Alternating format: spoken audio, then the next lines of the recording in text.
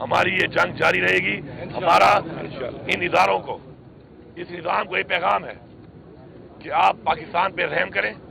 یہ تجربے جو آپ نے کیے پہلے PDM-1 کی صورت میں، اس سے کیا حالات ہوئے، عمران خان کے دور میں کیا سچویشن تھی، مہنگائی کے حوالے سے، اکانومی کے حوالے سے، دہشت گردی کے حوالے سے پاکستان میں، امن و امان کے حوالے سے، اور اس کے بعد ان کے آنے کے بعد کیا حالات ہوئے، اور اب دوبارہ یہ جو نیا تجربہ کیا گیا ہے، اس کے بعد اللہ معاف کرے جو حالات نظر آ رہے ہیں آگے، تو میں سمجھتا ہوں جو لوگ اس کے ذمہ داران ہیں اور یہ ایک دن ایکسپوز ہوں گے، اللہ الحق ہے، یہ سب ایکسپوز ہوں گے، اور یہ جب ایکسپوز ہوں گے تو ان کی نسلیں کس طریقے سے یاد کی جائیں گی.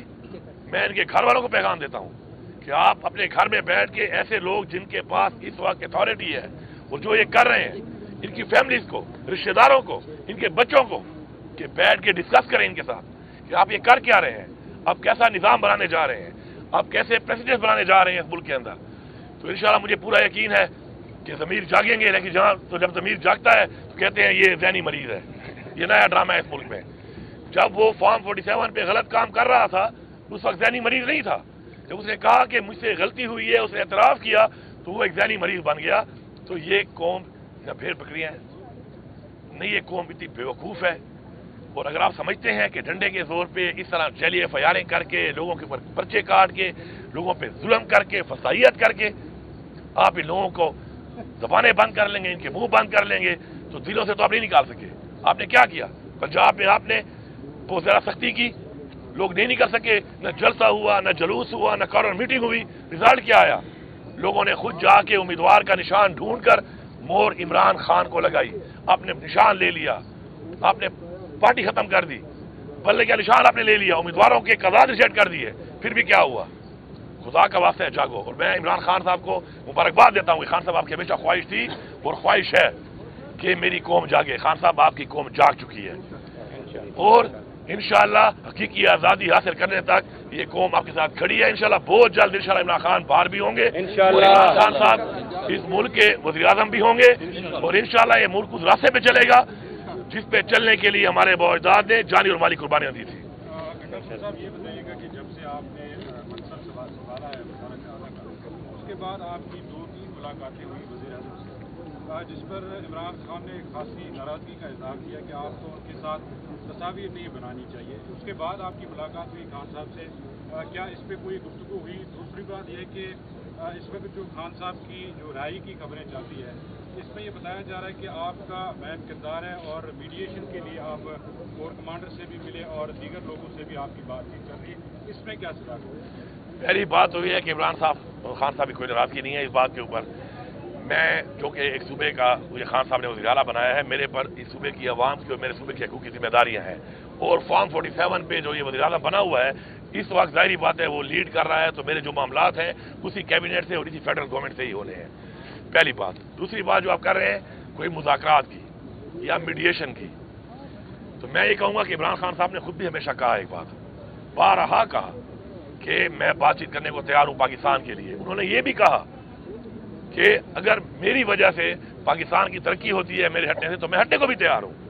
اب آپ نے بار بار دیکھا کہ انہوں نے اپنی اسپیچز میں بار بار بتایا، قوم کو بتایا، اداروں کو بتایا، جو کنسرن لوگ ہیں ان کو بتایا. لیکن افسوسناک بات یہ ہے کہ یہاں پر جب پلان بن جاتے ہیں، لندن پلان بن گیا، کبھی کوئی پلان بن گیا، کبھی کوئی پلان بن گیا، ان پلانز کے اوپر جب ملک چلے گا اور کچھ فرد واحد، ادارے نہیں، کچھ فرد واحد جب اپنی ذات کے لیے اپنی ڈیل کے مطابق ملک کو چلائیں گے تو اس کا ایسا ہی انجام ہوتا ہے. باقی عمران خان کی جو رہائی کی بات ہے ہم اس کے لیے پوری کوشش کر بھی رہے ہیں، ہم کریں گے بھی صحیح. ہماری ٹیمیں لگی ہوئی ہیں، سارے جیلی کیسز ہیں، ایکسپوز ہو رہا ہے یہ نظام، اور انشاءاللہ اللہ الحق ان کو مزید ایکسپوز کرے گا، اتنا ایکسپوز کرے گا کہ یہ منہ دکھانے کے نہیں رہیں گے. اس لیے میں ان سے ریکویسٹ کرتا ہوں کہ بجائے آپ منہ دکھانے کے نہیں رہیں، خیر ہے اپنی غلطی مان کر اور مزید اس ملک کو، اس ملک کی عوام کو اندھیروں میں نہ دھکیلیں. گرفتاری جاری ہوئے ہیں وہ تو آپ کی پارٹی کے اپنے لوگ تھے جنہوں نے آپ لوگوں کے خلاف جو ہے وہ بیانات دیے ہیں عدالتوں میں. ان لوگوں کے لیے کیا میسج ہے؟ سانے 9 مئی کے بعد آپ عدالتوں کے اوپر بھی الزام تراشی کرتے رہے ہیں اور جو اہم تنصیبات تھی اس کے حوالے سے آپ کے اوپر بھی الزامات لگتے رہے، لیکن آپ کے اپنے لوگ آپ لوگوں کے خلاف بیان دیے جس کی وجہ سے آپ کے سامنے گرفتاری جاری ہے، ان کے لیے کیا میسج ہے؟ پہلی بات تو یہ ہے کہ ان بیانات کا آپ کو اچھی طرح پتہ ہے کہ یہ بیانات کس بنیادوں پہ آئے ہیں، किस टार्चर के तहत आए हैं और किस तरह आए हैं। दूसरी बात है, जज ने जो लेटर लिखा है उसके बाद तो चीज़ जाहिर हो चुकी है, ओपन हो चुकी है कि उन्होंने खुद मान लिया कि जी हमने दबाव में आकर ये फैसले किए हैं। और ये फैसले किसके खिलाफ हुए? ये तहरीक इंसाफ के खिलाफ हुए, ये इमरान खान के खिलाफ हुए, हमारे वोटर सपोर्टर हमारी लीडरशिप के खिलाफ हुए। और जहाँ तक आप बात कर रहे हैं कि मेरा मुख्तलिफ थानों में नाम है, तो मैं ये कहूँगा कि एक टाइम में 8 डिस्ट्रिक्ट के अंदर 9 मई को मैं मौजूद हूँ। 1 घंटे के अंदर मैंने उन 8 जिलों में कार्रवाइयाँ की। अब मेरे पास एक ऐसा F-16 तैयार था जो स्पीड F-16 की मार रहा था, उत्तर हेलीकॉप्टर की तरह रहा था। तो ये टेक्नोलॉजी पाकिस्तान में अगर मेरे पास है तो मेरे पे साबित कर लें।